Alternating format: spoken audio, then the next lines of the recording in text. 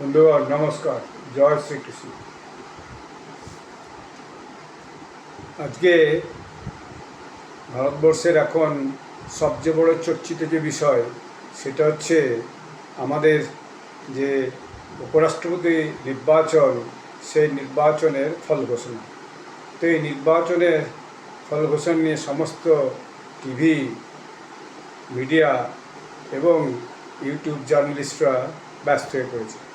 তো আমি আজকেও একটা ভিডিও করে আগে আপনাদেরকে জানিয়েছি যে নির্বাচন হচ্ছে, এবং আগেও আরেকটা ভিডিও করে জানিয়েছি এই নির্বাচনে কী ফলাফল হতে পারে। তো আমার অনুমান যেটা ছিল তার খানিকটা কাছাকাছি গেছে, বরং ভোটের যে সেটা আমি প্রথমে আপনাদেরকে বলি। মোট ভোট কাস্ট হয়েছে 767। তিনটে দল ভোট থেকে অ্যাবসেন্ট থেকেছে। উড়িষ্যার বিজেডি, নবীন পট্টনায়কের দল, অন্ধ্রপ্রদেশের বিআরএস, রাওয়ের দল। তিনি কিভাবে কংগ্রেসকে ভোট দেবেন, যদি কংগ্রেস তাকে হারিয়েছে, ফলে তার তো ভোট দেওয়ার কোনো প্রশ্নই আসে না, তিনি আগেই বলে দিয়েছিলেন। আর স্যাড, শিরোমণি আকালি দল পাঞ্জাবের, কারণ পাঞ্জাবে আগামী দিনে ভোট আছে, সেরকম একটা হয়তো কিছু ক্যালকুলেশন হতে পারে, সেটা আমি পরে বলছি। তো ফলে যে রেজাল্টটা বেরোলো সেটা হচ্ছে এনডিএ ক্যান্ডিডেট তিনি পেয়েছেন 452, এবং ইন্ডিয়া অ্যালায়েন্স ক্যান্ডিডেট তিনি পেয়েছেন 300। ফলে দেখা যাচ্ছে যে 15টা মতো ভোট ইনভ্যালিড হয়েছে 767-র মধ্যে। তাহলে থাকছে 752, এবং 752-র মধ্যে যেটা ভোট কাস্টিং হয়েছে তাতে ইন্ডি বা কংগ্রেস লেড অ্যালায়েন্সের 315টা ভোট পাওয়ার কথা ছিল। কারণ ভোটের কাস্টিং হওয়ার কিছু পরেই কংগ্রেসের যিনি মিডিয়া সেলের ইনচার্জ জয়রাম রমেশ তিনি বলেছিলেন যে আমাদের 315 জন অপোজিশন ক্যান্ডিডেট তারা ভোটে অংশগ্রহণ করেছে, এবং আমরা 315টা কমপক্ষে পাবই। কিন্তু দেখা গেল তারা 15টা ভোট কম পেয়েছে। তার মানে তাদের যে জোট, সেই জোট থেকে 15 জন সাংসদ তারা ক্রস ভোটিং করেছেন, অর্থাৎ তারা বিজেপি ক্যান্ডিডেটের পক্ষে ভোট দিয়েছেন, তাদের ক্যান্ডিডেট যে মিস্টার রেড্ডি এক্সাস্টেস তার পক্ষে কিন্তু ভোট দেননি। এখন এটা কংগ্রেসের কাছে একটা মস্ত বড় লস, কারণ কংগ্রেসই এই যে ভোটে লড়াইটার ব্যাপারে সিদ্ধান্ত নিয়েছিল এবং সবাইকে বিরোধী দলের সেটা কনভিন্স করেছিল, এবং এতে খুব সম্ভবত লেফট এবং লিবারেলদের একটা মস্ত বড় ইনফ্লুয়েন্স ছিল। কারণ গোড়া থেকেই সবাই বলছিল বিরোধী দলের মধ্যে যেটা একটা বিচারধারার লড়াই। কিসের বিচারধারা?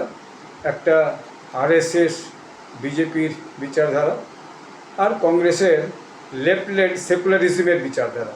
এরকম একটা, আমি আমার মতো করে বলছি, এরকম একটা বিচারধারার লড়াই বলতে আমি যেটা বুঝেছি এটা আমার মনে হয়েছে।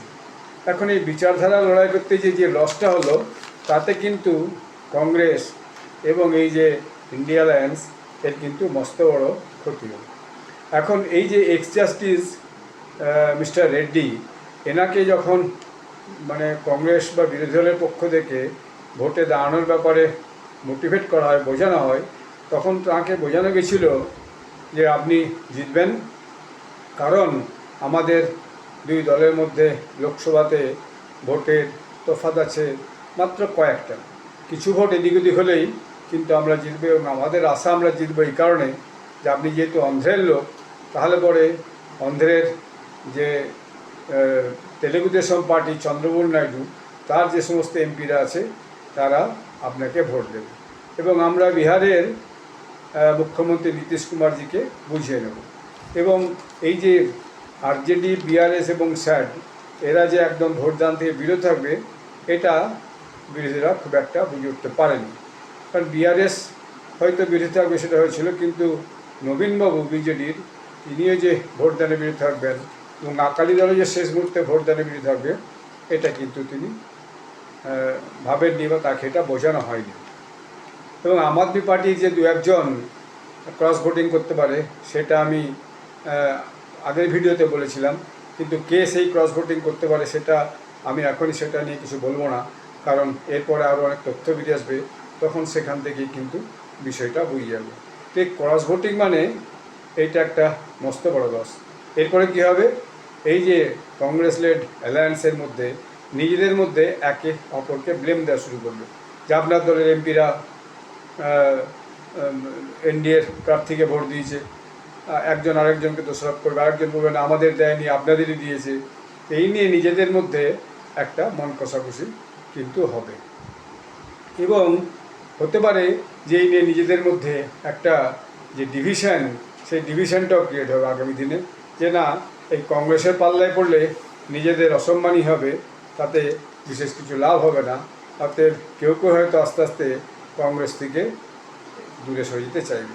এবং কংগ্রেস যেটা ভেবেছিল যে ওয়াইএসআর রেড্ডি সে হয়তো জগনমোহন রেড্ডি হয়তো ভোট দেবেন এই অপোজিশন কংগ্রেস লেড প্রার্থীকে, কিন্তু সেটা তিনিও দেননি। তিনিও ঘোষণা করেছেন আমি এনডিএকেই ভোট দেবো।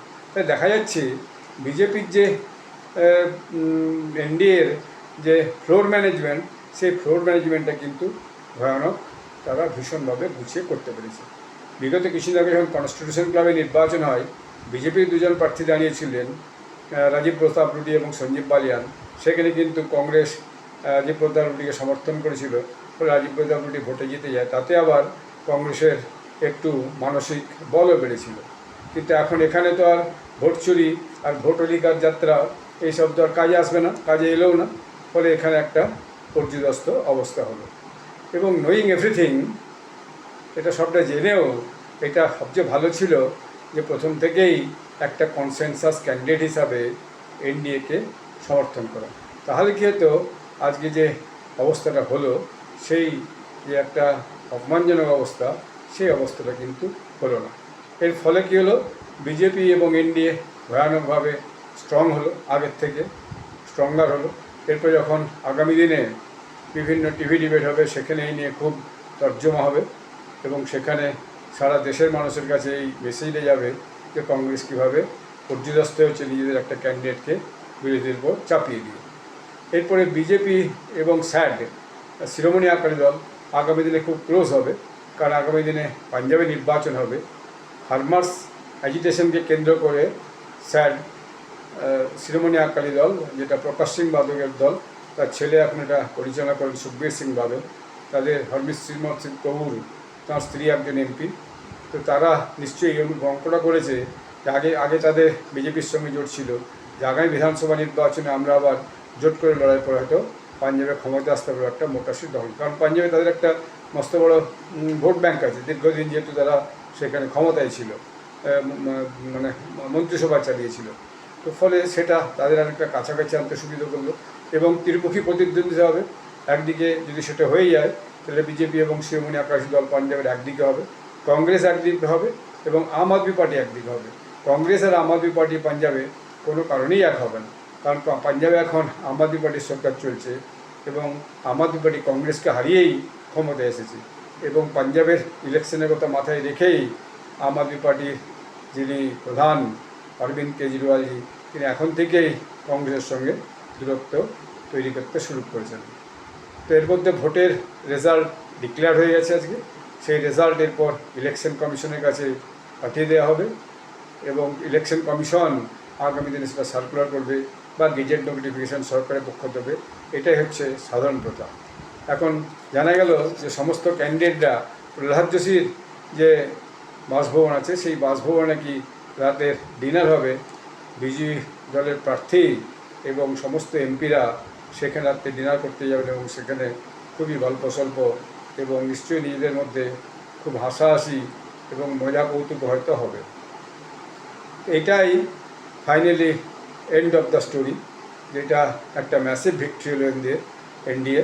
কিন্তু একটা বিষয় না বললেই নয় যে গত পরশু দুদিন যে দিল্লির কিছু মিডিয়া এবং বিশেষত যে লেফট লিবারেল কংগ্রেস সাপোর্টের যে ইউটিউব জার্নালিস্টরা, যারা এখন সবাই একটা করে ইউটিউব চ্যানেল খুলে বসেছে চাকরি ছেড়ে দিয়ে বা চাকরি থেকে ছাড়িয়ে দেওয়ার জন্য, তারা সবাই কংগ্রেসের প্রার্থীর পক্ষে একটা ন্যারেটিভ তৈরি করার চেষ্টা করছিল যে নীতিন গডকরি সমস্ত 30 না 35 জন ক্যান্ডিডেটকে নিয়ে আলাদা হয়ে গেছেন, তিনি সম্মত বিজেপির পক্ষে ভোট দেবেন না, এরকম আরও বিভিন্ন রকমের ফলস ন্যারেটিভ তারা প্রচার করছিল এবং কংগ্রেস লেড অ্যালায়েন্সের ক্যান্ডিডেট জিতবেই, এইটাই তাদের বক্তব্যের মধ্যে ছিল। এখন তাদের কাল থেকে কি বলতে শুরু করবে, কীভাবে তাদেরই যে ফলস ন্যারেটিভটা ধরাশায়ী হয়ে গেল সেটা তারা কীভাবে এবারে রক্ষা করবে এবং আগামী দিনে নতুন কি ন্যারেটিভ নিয়ে এসে এটাকে নিজের আত্মপক্ষ সমর্থন করবে, সেটা আমরা শোনার অপেক্ষাতেই থাকব। এই আলোচনাটি এইখানেই এখন শেষ করছি। আবার আগামী দিনে নতুন কোনো বিষয় নিয়ে আপনাদের কাছে আমি নিয়ে আসব। আপনারা কমেন্ট করে আমাকে জানাবেন যে এই ভিডিও আপনাদের কেমন লাগলো। আপনারা সবাই ভালো থাকবেন। ধন্যবাদ।